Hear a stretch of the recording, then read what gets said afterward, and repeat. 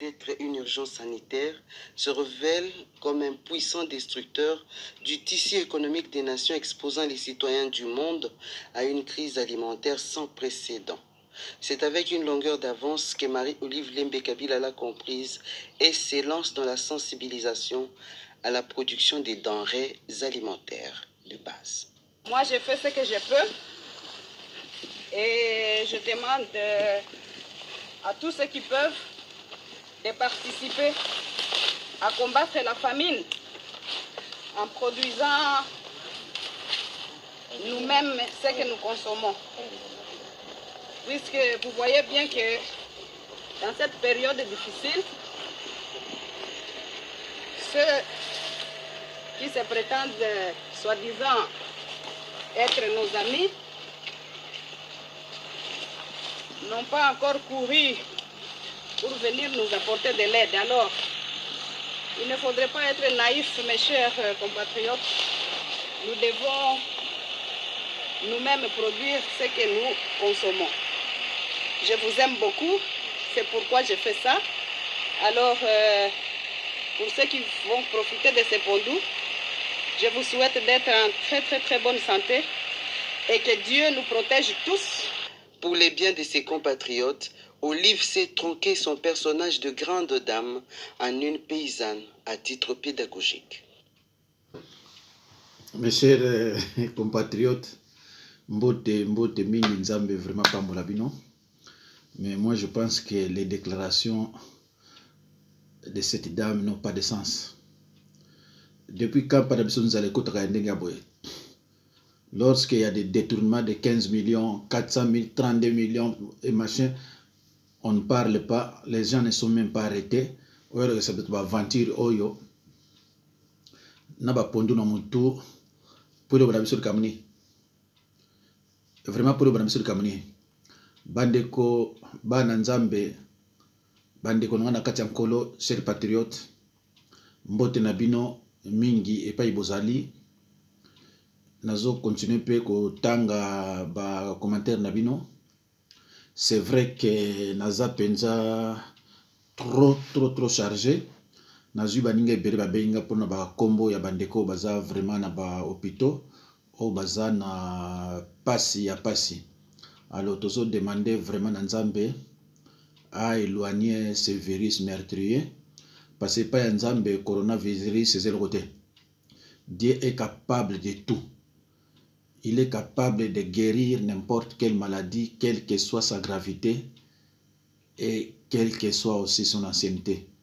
Donc, pas Nzambe biloko wana ezate. Bandeko, naniaki natinda biloko ya nasa biloko Nzambe, mais tellement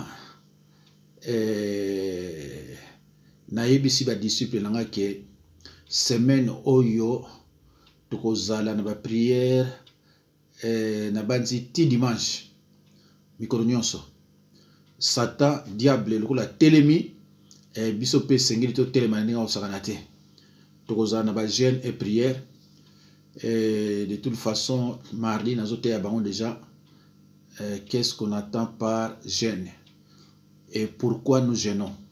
Alors bandeko na ngai bomoni kamwa vidéo on a l'axibino ya mama Olive Lembe auti na bilanga kozwa pondu parce que passe eza na mboka alors que yena mobali na ye bazana ba société belé en dehors ya RDC o nyonso parce que ba monique peuple congolais aza zoba to memaki na makama boy soki bakangi ba société wana nyonso bazongisi mbongo na mboka oyo biso bato baoli ya bien ale kozwa bato neti bana mikete. Voilà. Na lagisi yango po bomona kaka mais sinon ba vidéo ya bonga za ntina nango te. Alors mes chers frères et sœurs, chers patriotes, les Balouba commencent à reconnaître la victoire de monsieur Martin Fayulu et que monsieur Chilombo c'est un voleur de voix, un voleur qualifié, voleur de voix. C'était monsieur 15% et voleur de voix. Voilà. Il était délaissé alors que Martin Fayulu était déclassé. Donc, tokolandaka mwa ba maloba ya awa ya baluba, surtout ya Jean-Claude soki Mbange, soki Jean-Claude Muyambe, soki nani. Je regrette que ndeko oyo Jean-Claude Azola kisapinza buzoba na ya baluba, que c'est regrettable soki bato bako raisonner boye, soki bato bako comprendre après une année eza mawa. Donc bango bazalaki parmi bato oyo bayebisaka biso ke Kamere aza Rwandais Burundi eza bango mutu bayebisaka biso. Mais puisque sont des traîtres lokoso ya mbongo, tango Kamere aye na sima ya Tshilombo babosani ke aza étranger, babosani ke ye mutu azosala oyo ezoleka na mboka. Eza mawa ndeko, Nzambe asalaka makambo na ye na tango. Toza na même maison, mais Nzambe asali nyonso, bomona babete, Nzambe asali nyonso alakisa biso na maison na biso traître azalaka. Sikoyo ezala mwana muke, ezala nani, bayebi ke traître eza baluba. Na Kinshasa batu nyonso bazali na bakabada ya baluba bakabwani. Do baluba baza emete. So nga na lobi o naza ko loba message ya haine, eza haine te. Bomona mwana na mususu te. Alobi virus wana etika batu tumezo ka baluba. Pourquoi? Do baluba balingi bango susu te parce que soki lelo batu bazomona pasi, c'est à cause de baluba. Alors soki yo oza congolais, ozoloba ke quelque baluba, oza congolais te?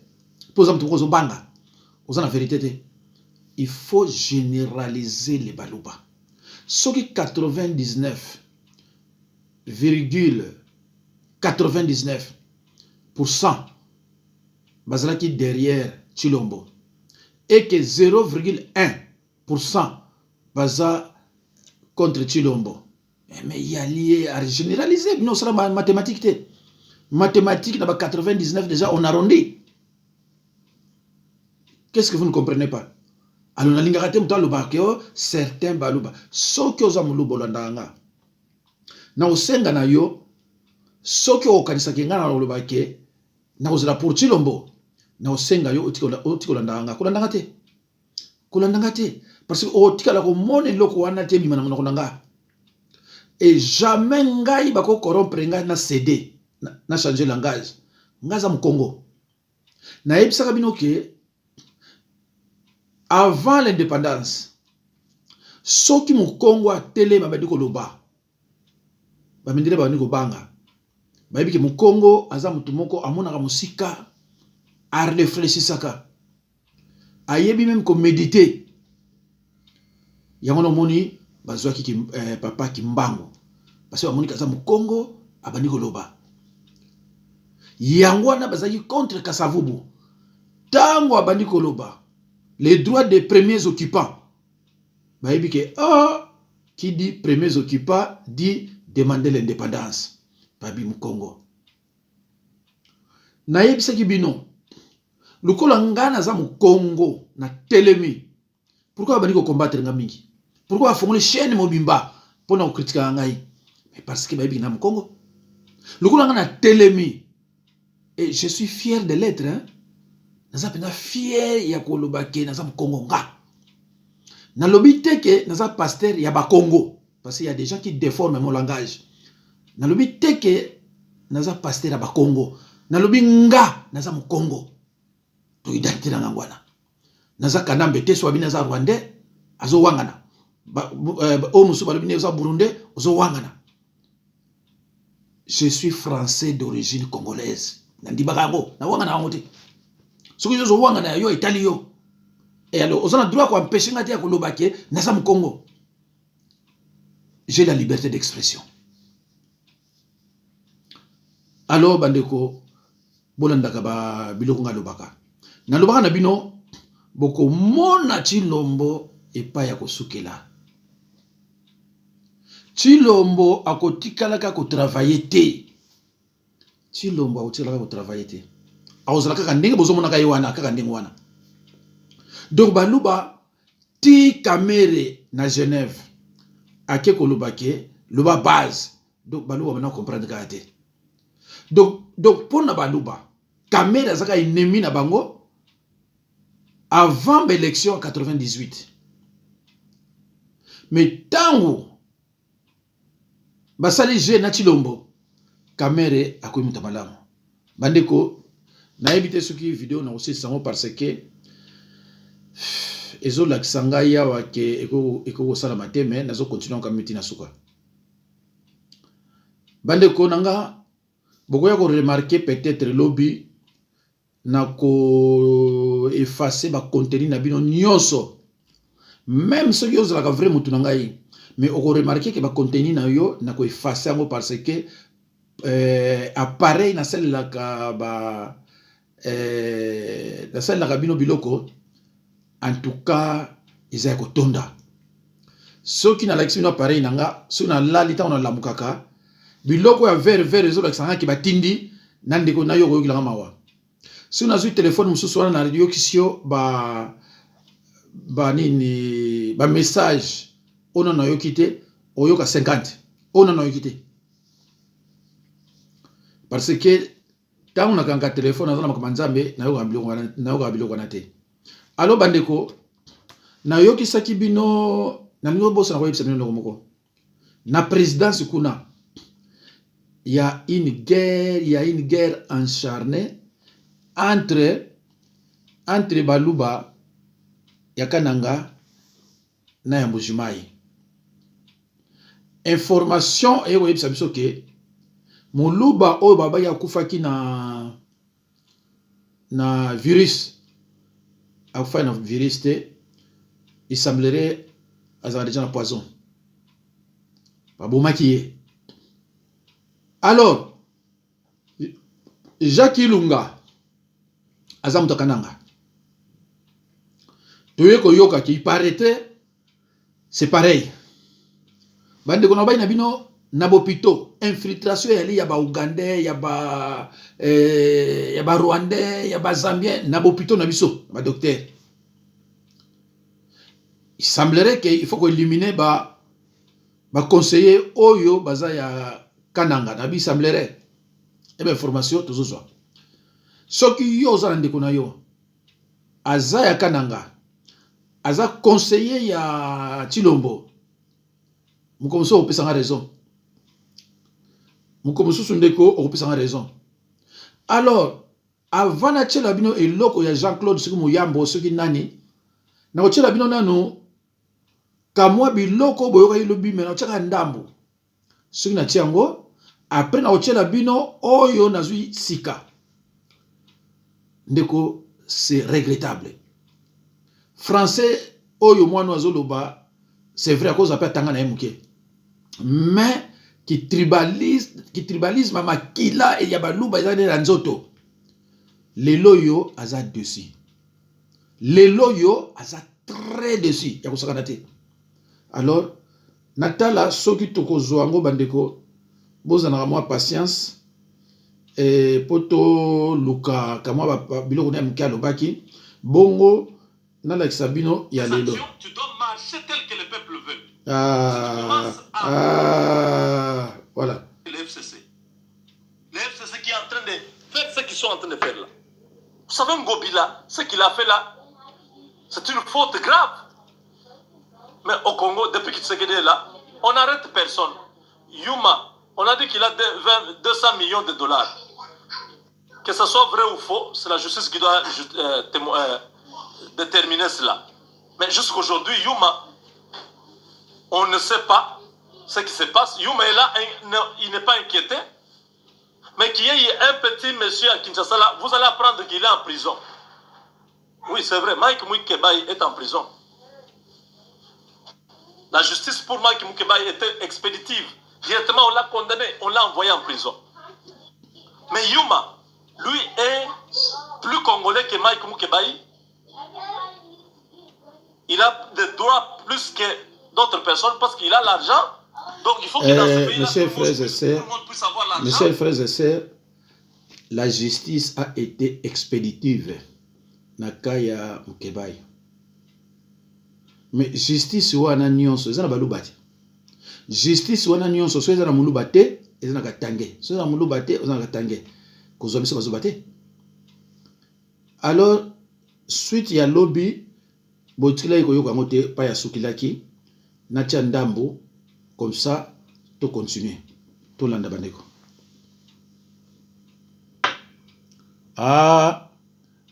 Eboyi koloba parce que napusaki yango kopusa donc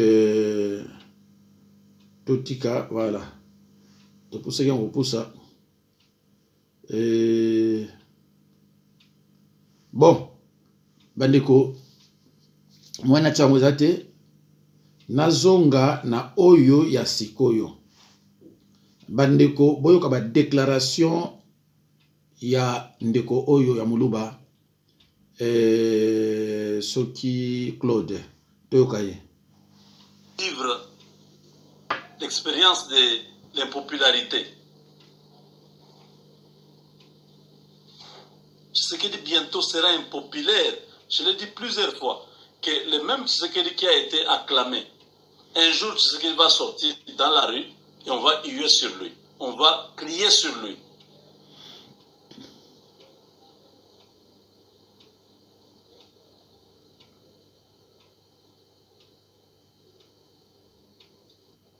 Moi je dis, si Tshisekedi a eu un deal avec Kabila, qu'il le dise au peuple. Le peuple n'a aucun problème avec lui. Même si il n'avait pas gagné les élections. Même s'il n'y avait pas des élections claires entre Fayoulou et Ramazan Chadari. Qui c'est ça, mon les choses n'étaient pas claires. La CENI avait brouillé. C'est pas un problème. Merci. Il dit seulement au peuple que voilà, j'ai eu ça. Parce que je ne voulais pas que ces gens puissent prendre le pouvoir, ça pouvait être à notre désavantage. Le peuple va lui pardonner, il n'y a aucun problème, le peuple va accepter et le peuple va les soutenir. Mais tant qu'il va cacher ce qu'il connaît dans son cœur et il est incapable de pouvoir diriger le pays, il va perdre même les petits soutiens qu'il avait. Vous savez, le grand soutien de Tshisekedi, c'est qui? C'est le peuple du Kassai. Quel peuple? Quel peuple? Ceux qui sont au Congo. Le peuple est derrière Martin Fayoulou. Quel peuple? Si ce peuple-là commence à quel se peuple? plaindre... Tu parles de quel peuple, Jacques-Claude? Je suis Kassaïen. Un traître. Tu reconnais que tu es Kassaïen. Un Kassaïen, c'est un traître. On ne s'attendait pas à ça. On ne s'attendait pas. Si tu t'attendais à quoi? Les choses que j'ai dit au sérieux, demain, il sera seul.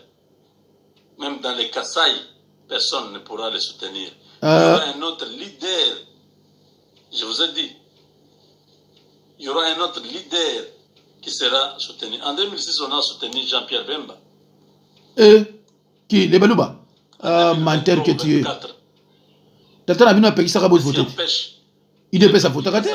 Pour savoir un autre candidat qu'ils vont soutenir.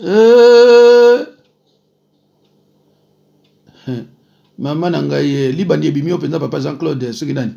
La Kabylie. Tane aux autocas. Parce que la justice. C'est ce que je dis là. Tatouani. Il a dit qu'il remettait le Congo entre les mains du Seigneur. Spirituellement, c'était fort. Mais physiquement, quand il n'arrive pas à concilier le spirituel et le physique, il y a un problème. Mawa? Quand il n'arrive pas à arrêter les gens qui ont... Tu es vraiment déçu, hein? Moukalaya Chilombo. Nos concitoyens. Au Conseil de la ministre, hein? Il n'est pas digne. Merci. Et moi... Quelle déception. Quelle déception. Je pense que cette crise sanitaire de coronavirus...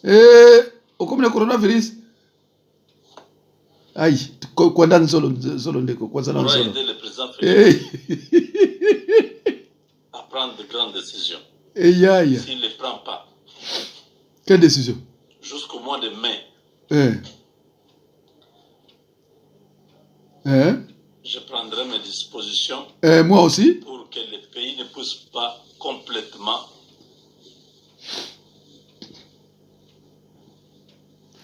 s'évanouir. Ah. Préparer le peuple. Au Bano Lugabamo, hein? Et le peuple saura Jacques-Claude. ce qu'il faut faire. Au Bano Lugabamo? Je dis, la période de grâce. Vous et votre frère Lachilombo, vous allez retourner chez vous. Félix Tshisekedi, en tant que président de la République. Et qui est président? Maintenant. Mais qui est président? C'est le 29. Mais Jacques-Claude, tu es malade, Jacques-Claude. Qui est président? Jusqu'au 1er juin. Donc, il y a un voleur de voix. Un président fabriqué. 2 mois là. Le président Félix Tshisekedi doit profiter de cette histoire de coronavirus pour régler la situation du pays. Le président Félix a perdu le contrôle de la RDC.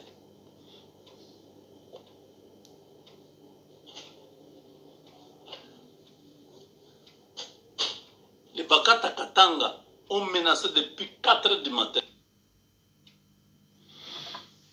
Bandeko, na banzi bo landi ba déclaration yandeko oyo vraiment aza fatigué. Soki boko bonde la pona été Jean-Claude Muyambo a okufa. Donc vraiment tango azoloba oyebi ke soko za mutamayele e kozana tribalisme makasi. Okumani zoba ole bato ba mona koza mayele tango zo ezali na kin. Soki na kin ozo sona ministre mususu bi ah mais moto ndeni azolo ba français bo mende mais sagesse c'est ça.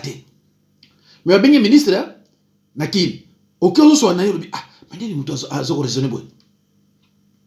Tala Omuyambo aza na États-Unis ki tribalisme liki makasi tango Fayulu aganyaki bato nyonso bakoma contre Fayulu balobi jusqu'à présent azo loba si donc ça sûreté l'emploi de si donc ça sûreté ka ba te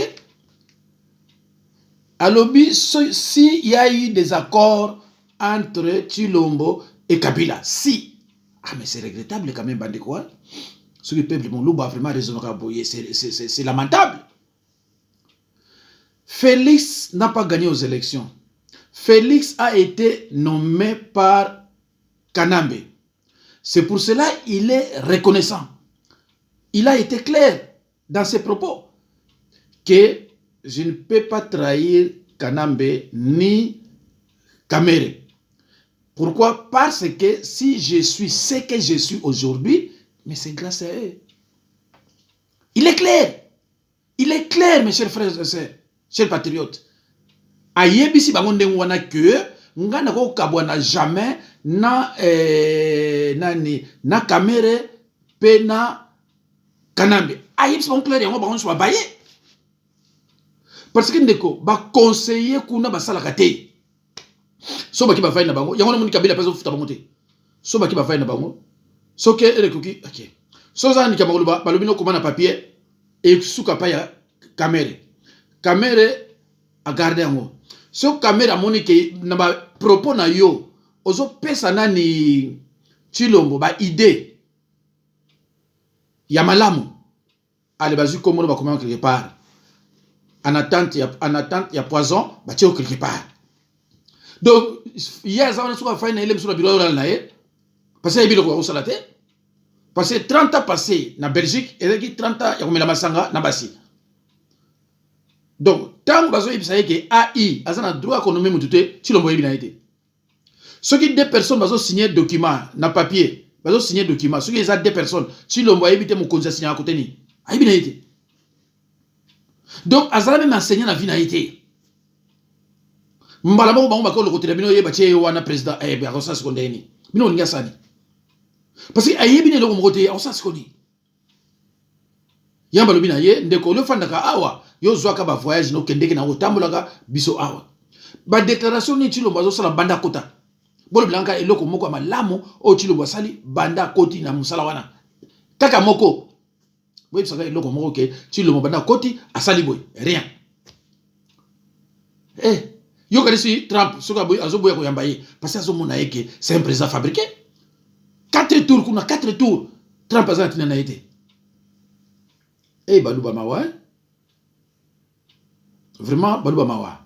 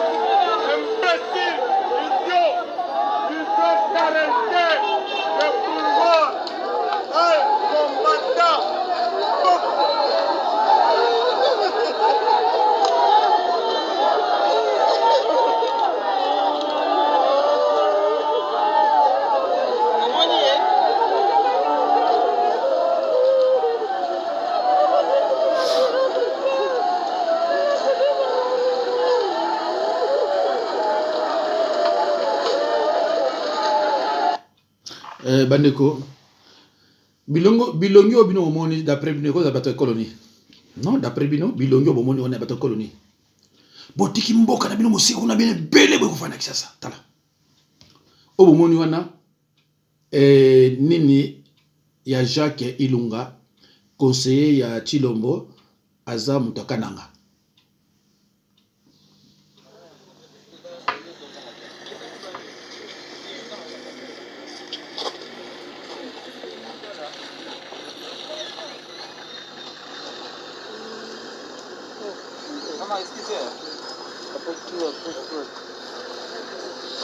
Il est Bandeko. 19h22. On vient enterrer Jacques dans l'obscurité de la nuit.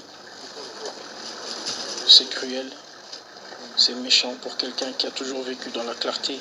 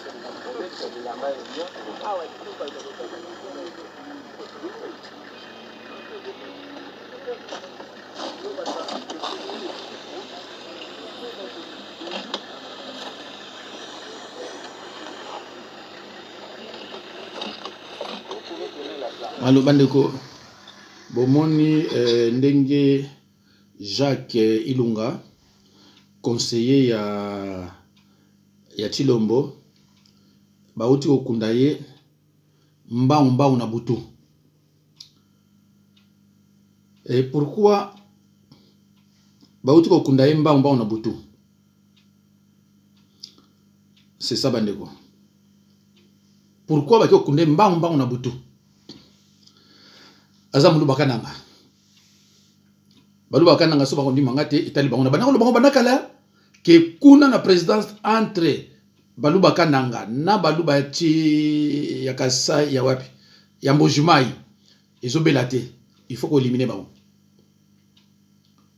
Alors bandeko, il semblerait que zande ngwana ils ont des informations aux waka. Tous ont la liberté d'expression.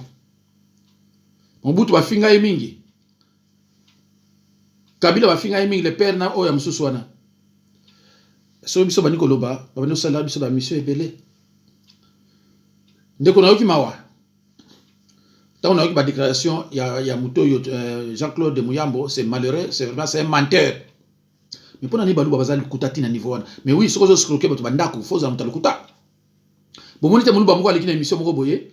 Alobi atinda imasi mo pananga moi si on a côté na galerie nanga a transférer on a portable ne ako pesa ye ba moni ba se belé ba kana ndako nanga eh muluba pourquoi so zani kutandi wana muluba alors pas yo zali muluba so yoki ngai balancer ba photo wana nyonso l'écran. Moi je n'ai pas de secret. Balancer ba photo na nyonso yo zanango ali balancer on kuna na porto plainte te menteur que tu es. Pour nani bino baluba bazande ngona ko fabriquer baba et bato pe bazola ndabino baza bazoba bato baza male ako landayo na bozoba ne onozo bato tout amumba. C'est triste. Tala botala sou faux pasteur mosusu botala.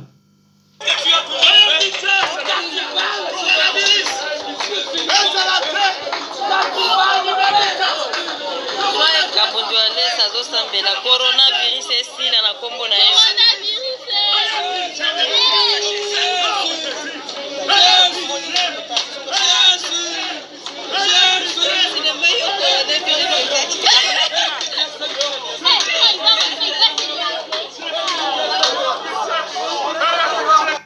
Bandego, eza mawa soi-disant une autorité religieuse tala bakaba osala.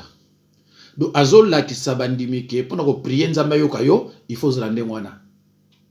Ah mawa mingi hein. Tawana ba bino ke muluba koza musali na nzambe te e ba mususu bozo contester. Et ça ba fatire hein. Nzambe po yoka yo ko sala ba entraînement boité.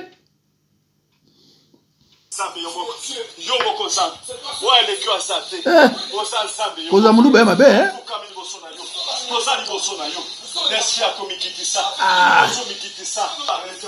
Seigneur Jésus-Christ.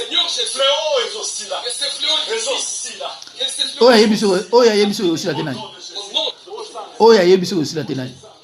Comment tu peux traumatiser les gens comme ça? Ah, koza muluba. Wana nani ya oyo babenga nani? Évangéliste soki nani? Bino bozo avion peut-être sur avion pour aucun qui ça pour notre amtaboye. Hein, un sataniste. Tala ba fatire. Bande bota la fatire. Ami bengi mosala nzambe. Donc soki yo zo kumisa yo oyebi parole te. Ah nzambe nanga ye. Batu balanda ke belé ya uti abasomi pena billet aketi pa na ye alors que ça na fatire. Tala bande ko na botala. Nzambe po yoka yo fosala ba fatire bo. C'est triste hein. Walesa. Ba bengi walesa.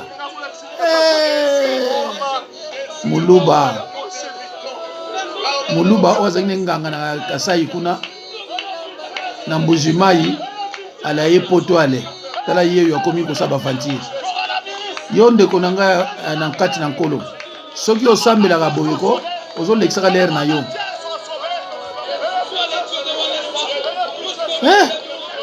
Muluba